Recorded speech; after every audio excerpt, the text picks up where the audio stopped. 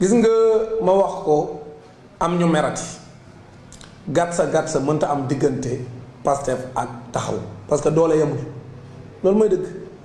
kuy ñaanal lo gatsa bañ am seen diggante parce que bu gatsa amee seen diggante musiba dina am doole yemul leen wax ne doole yemul ñoom ñaar ñëpp ku ci nekk nguur gi jaay na la doole Khalifa Sall taxaw bi ko ab Macky Sall di jaay doole naam man néewuma def na am deful li ñu ko doon jiiñ 1 milliard 800 yi am na nag lu ca taq suuf parce que soo nee man li ma doon def du man rek maa ko doon def même bu jaarul yoon kon ça veut dire que reconnaître nga ni def nga lu jaarul yoon waaye nan ko doon àttee ñëpp gis na ab gaawal bu ci amoon ak jaay doole dem jàpp ko tëj ci kaso bi ban ko jàppee tëj ci kaso bi dara xewul Sénégal dara xewul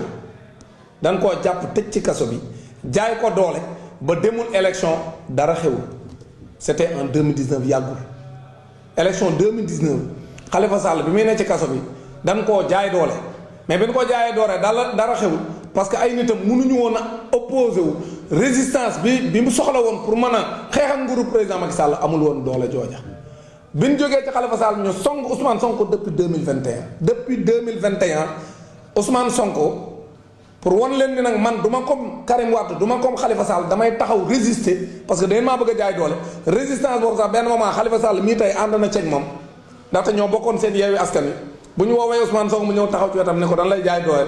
bu ñu jàppee ay jeunes yu bokk ci Pastef moom Khalifa Sall bokk ca ña doon def conférence de presse ni nañ génn Ousmane Sonko parce que xam nañ dañ koo tooñ di ko jaay doole waaw léegi nag moom Khalifa Sall moomu kon li mu war a xam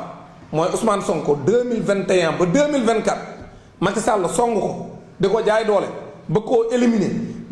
éliminer ba kenn du bokk ci partem ci élection d'abord Ousmane Sonko wone première différence mooy man su ma mënta dem dinaa tànn keneen mu dem ci sama parti te ñoom waa taxaw bi ñu leen teree ñu dem ñoom ki koy jiite tànn ñu keneen mu dem loolu mooy première différence deuxième différence bi force de résistance bi Pastef yore taxawu yoru ko taxawu Sénégal mënta résister devant le pouvoir